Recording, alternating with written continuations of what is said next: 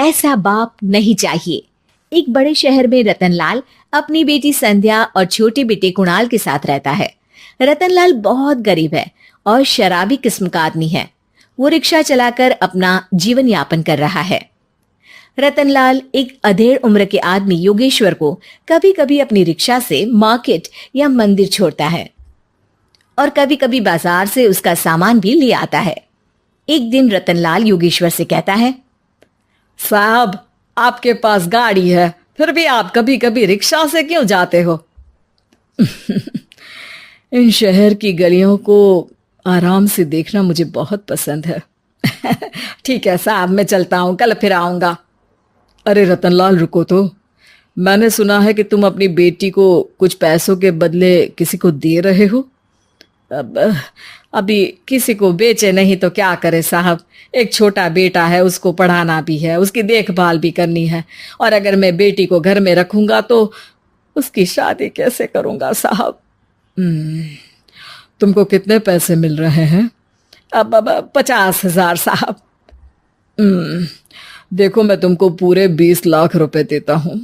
तुम अपनी बेटी संध्या को मुझे दे दो। हैं? 20 लाख? धन्यवाद साहब, धन्यवाद। मैं कल ही उसे आपके पास छोड़ जाऊंगा साहब। अगले दिन रतनलाल संध्या को हमेशा के लिए योगेश्वर के यहाँ छोड़ आता है और बदले में 20 लाख रुपए लेकर घर आ जाता है। रतनलाल जिंदगी में पहली बार इतने पैसे पाकर बौखला गया। उसने एक अच्छा घर लिया। कुणाल, अब हमें कोई चिंता नहीं है, तो अब अच्छे से पढ़, खूब मन लगाकर पढ़ाई करना। पापा, मुझे पढ़ाई करना अच्छा नहीं लगता। अरे तूने अगर ज्यादा बकवास की ना तो बहुत मारूंगा। कल से तू अच्छे स्कूल में जाएगा तो जाएगा, हाँ बस। कुणाल का एडमिशन एक अच्छे स्कूल में हो जाता है, लेकिन आए दिन स्कूल से शिकायत आती ही रहती है। 10 साल बाद एक दिन प्रिंसिपल मैडम रतनलाल को स्कूल में बुलाती है। रतनलाल, आपका बेटा कुणाल बहुत आवारा हो गया है और ये बिल्कुल भी पढ़ाई नहीं करता है, बल्कि उसका दिमाग गलत कामों में जा रहा है। अब मैं उससे बात करूंगा मैडम। ठीक है, आज ये आखिरी मौका है, अगली बार तो मैं उसे स्कूल से ही बाहर निकाल दूंगी। रतनलाल घर आ जाता है और कुणाल से कहता है, कुणाल बेटा, मैं तुम्हारे ऊपर इतना पैसा लगा रहा हूं, फिर भी तुम स्कूल में सही से क्यों नहीं पढ़ते हो? आप तो रहने ही दीजिए, मैं सब जानता हूं कि ये पैसा कहां से आया है। और वैसे भी अब ये पैसा मेरा है, मेरा जो भी मन होगा मैं करूंगा। आज के बाद मैं कभी स्कूल नहीं जाने वाला। रतनलाल को अपनी बेटी की याद आती है और वो रोने लगता है। 5 साल बाद कुणाल एक दिन एक लड़की को शादी करके घर ले आता है। पिताजी, ये मेरी पत्नी है स्वीटी। तुमने शादी कर ली? हाँ, शादी कर ली मैंने, दिखाई नहीं दे रहा। और अब से आप फिर से कमाना शुरू कर दो, बहुत बैठ कर खा लिया। कुणाल, तुम इस बुड्ढे को घर में क्यों रख रहे हो? देखो ना, ये शराब पीता है, इसे घर से बाहर निकाल फेंको। अरे स्वीटी, ये मेरे पापा है, कैसे बाहर निकाल दूं? और वैसे भी घर में कोई तो चाहिए ना काम करने वाला, नौकर समझ कर रख लो। इस बुड्ढी को तो घर से बाहर निकाल कर ही रहूंगी मैं कब तक इसके लिए खाना बनाऊंगी।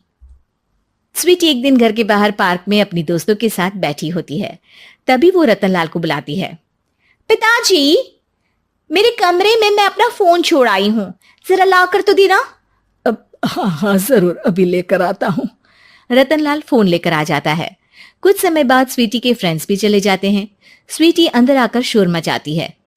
चोर चोर! कहाँ है चोर? मुझे तो यहाँ कुछ नहीं दिख रहा। अरे ये अलमारी खुली पड़ी है, जरूर किसी चोर ने ही खोली होगी। अरे कौन आया था यहाँ? यहाँ तो पिताजी आए थे बस। अरे बहू, मैं चोर नहीं हूँ। मुझे तो आप पर अब बिल्कुल भी विश्वास नहीं है पिताजी, क्योंकि जब आप पैसे के लिए दीदी को बेच सकते हो तो आप चोरी भी तो कर ही सकते हो। अरे लेकिन वो सब तो मैंने तेरे भले के लिए किया था ना। मैं तो कहती हूँ कि हमें इनकी कमरे की तलाशी लेनी चाहिए। तुम बिल्कुल सही कह रही हो, चलो। स्वीटी और कुणाल दोनों रतनलाल के कमरे की तलाशी लेते हैं और उन्हें वहां स्वीटी की ज्वेलरी और पैसे मिल जाते हैं। मैं तो पहले ही जानता था कि चोर आप ही हो। निकल जाओ मेरे घर से और दोबारा अपनी शक्ल मत दिखाना। रतनलाल आंखों में आंसू लिए घर से निकल जाता है। स्वीटी मन ही मन सोचती है, आज तो मेरी प्लानिंग सफल हो गई। जैसा मैं चाहती थी ऐसा ही किया और बड़ी आसानी से उस बुड्ढी को चोरी का इल्जाम लगाकर घर से भगा दिया। रतनलाल की हालत अब ज्यादा खराब हो गई और वो सड़क पर बैठकर भीख मांगकर खाने लगा। एक दिन वहां एक गाड़ी आकर रुकी और सड़क पर बैठे सभी भिखारियों को अपने सेंटर ले गई। एनजीओ की मालिक संध्या एक एक करके सभी को सुविधा मुहैया कराती है। तभी उसकी नजर रतनलाल पर पड़ती है। पिताजी, संध्या तू? पिताजी आपकी ये हालत कैसे हुई? ये सब मेरे बुरे कर्मों की सजा है जो मुझे मिल रही है। मुझे माफ कर दे बेटी।